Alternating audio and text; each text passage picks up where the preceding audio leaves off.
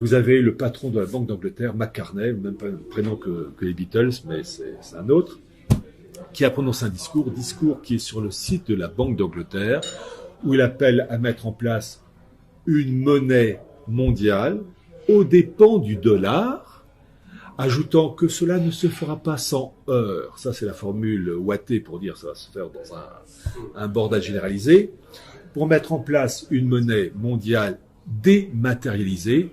Et maintenant, je vous donne l'expression exacte qu'il utilise. Une monnaie synthétique, hégémonique.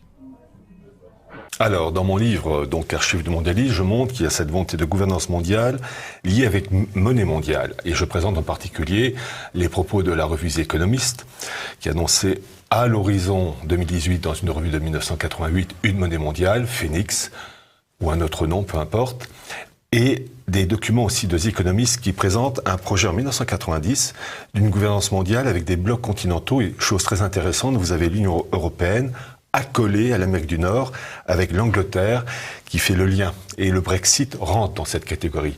Et vous avez des blocs, Eurasia, Confuciania pour la Chine, Hinduland pour l'Inde, Islamistan pour le monde musulman.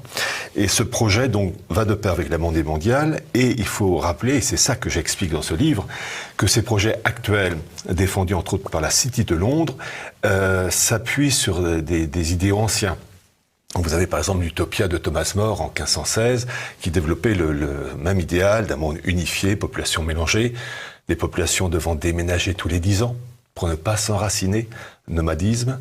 Vous avez le fameux bouquin d'Émeric Crusset qui appelait en 1623 dans son livre Le Nouveau Ciné à une monnaie mondiale, capitale du monde Venise, la Sérénissime, un monde mélangé, et toujours un Dieu unique, référence à l'Ensof de la Kabbale.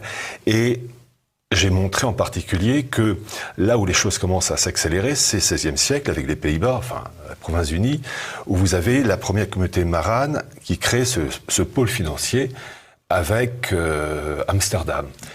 Et ce pôle financier va perdurer grosso modo un siècle, et dans la deuxième moitié du XVIIe, vous avez cette bascule de ce pôle financier des Pays-Bas à Londres, avec la City de Londres, l'accord conclu entre Menasseh Ben Israël et Cromwell. Et on vit sur cet acquis, si je puis dire, depuis les années 1650-1660. Vous avez eu déjà, en 1944, lors des accords de Bretton Woods, une volonté de la part de Keynes d'établir une monnaie mondiale qui s'appelait le Bancor. Keynes, l'économiste britannique. C'est ça. Et la chose, avec Staline qui voulait pas rentrer dans le jeu, la chose ne s'est pas faite, donc c'est le dollar qui s'est imposé. Et vous avez eu, en particulier en 2010, un rapport du FMI, à l'époque donc sous la direction de Strauss-Kahn, qui voulait instaurer le Bancor. C'est la page 26 d'un rapport du FMI, donc en 2010. Et tout ça en concurrence avec le dollar. En fait, dans la gouvernance mondiale, vous avez deux concurrents. Vous avez une monnaie mondiale voulue par la City de Londres qui doit mettre de côté le dollar, et vous avez une faction oligarchique, j'ai bien dit une faction oligarchique anglo-saxonne qui veut le maintien du dollar comme monnaie de référence. Ces deux factions anglo-saxonnes. Voilà, il y a des bagarres entre elles. Alors, vous avez, en gros, les deux mondes, c'est la City de Londres, ancienne, qui a toujours voulu une gouvernance mondiale, et vous avez une branche rivale, deux branches, disons, aux États-Unis. La branche pro-City de Londres, c'est la famille Rockefeller. Et d'ailleurs, vous avez les mémoires de David Rockefeller qui dit à peu près ceci. Il dit « Certains m'accusent, moi et d'autres, d'agir contre les intérêts des États-Unis en faveur d'une gouvernance mondiale. Si c'est ce dont on m'accuse, je plaide coupable et j'en suis fier. » Et vous avez une autre faction, à la Steve Bannon, qui, elle, cherche le maintien de la prééminence du dollar en lien avec le pétrodollar. Donc, en fait, ce sont des bagarres internes pour une finalité commune.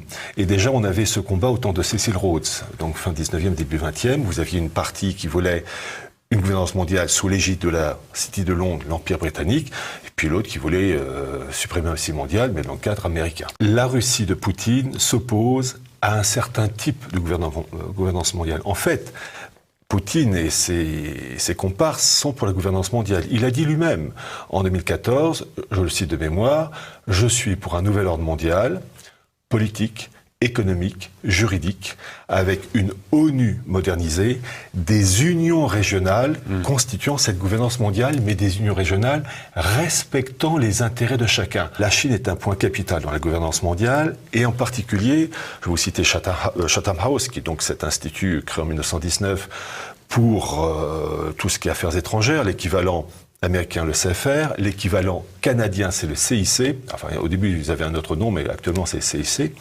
Et je montre qu'en fait, que ces élites, en particulier le CIC canadien, ces élites anglo-saxonnes ont joué un rôle capital dans l'équivalent du CFR chinois, la création du CFR chinois en 1948-49, avec le CPIFA, le Chinese People Institute of Foreign Affairs, citant deux langues, anglais-chinois.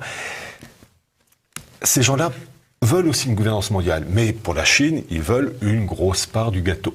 Ce que je montre en particulier, c'est que les élites anglo-américaines apprécient le modèle chinois, avec cette surveillance du faciès, des contrôles en tout genre. Oui, qu'ils sont en train de mettre en place. Voilà, et en fait, la Chine représente un modèle à imiter, mais simplement, en dehors du modèle à imiter, ils n'arrivent pas encore à s'entendre parfaitement dans le partage du gâteau. Il faut bien comprendre, c'est le principe d'Al Capone, le contrôle de la production d'alcool frelaté, où vous aviez différents clans qui se tapaient dessus, dans les années 20, années 30.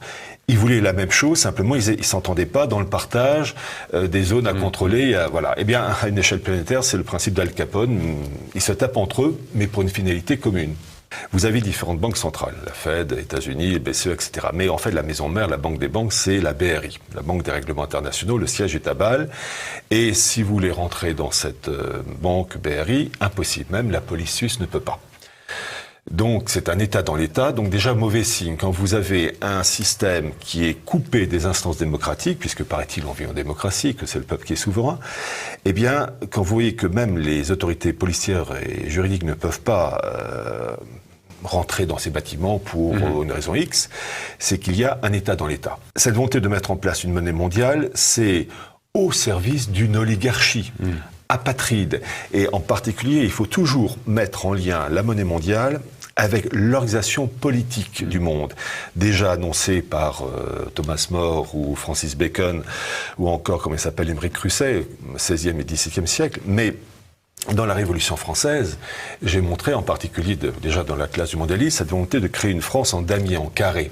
Vraiment un truc bien administratif. Et vous avez Klotz, le révolutionnaire Klotz, qui voulait un monde unifié, une république universelle, comme il dit, et l'Europe, et l'Amérique, et l'Asie, et l'Afrique, divisée, je le cite, en 1000 cases départementales, avec une population mélangée. On doit rougir du mot étranger. Et déjà, et c'est ça que j'ai montré dans ce livre, dans le chapitre 3, qu'il y a, dans les instants de la Révolution de 89, tous les éléments de la gouvernance mondiale et l'encouragement à l'immigration. Oui, alors, et donc sur la couverture du livre, mais aussi en couleur, il y a plusieurs photos en couleur, c'est en fait l'Angelo della Luce, l'ange de lumière, qui se trouve dans une église italienne à Rome, et ça fait à peu près 2,50 m de haut. C'est cet Angelo della Luce sur une pyramide. Là, je pense qu'on doit comprendre. Mais qu'est-ce que ça fait dans une église? Eh bien, c'est tout simplement l'intrusion du satanisme dans les instances de l'église. Et j'ai montré cela, entre autres, mais je parle entre autres du cardinal Rampolla, qui était un agent du système, qui est mort en 1913, et qui a joué un très grand rôle dans la préparation des instances de l'Église en faveur de Vatican II.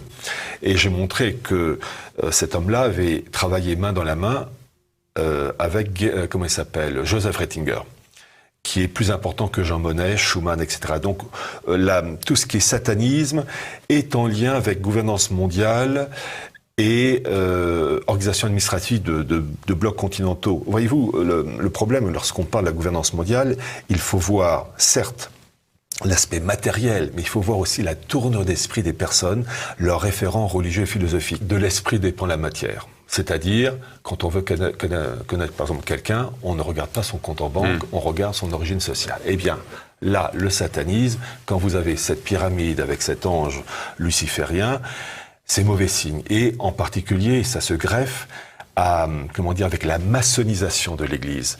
Et j'ai en particulier publié le document original, sorti en septembre 1978 en italien, de toute la liste des prélats français et italiens, francs-maçons avec leur numéro de matricule. C'est un avocat italien qui s'appelait Pecorelli qui a balancé ça, il faisait partie de la loge P2. Et bon, quelques mois après, il s'est fait buter de 4 balles dans sa voiture. Comment est-ce que vous pourrez intéresser nos téléspectateurs athées, les rationalistes, à ce que vous racontez? Alors je leur demande d'être curieux, dans ce sens que il n'y a pas que l'aspect matériel dans la vie. Il y a aussi des référents religieux philosophiques qui conditionnent le comportement d'hommes politiques ou de financiers.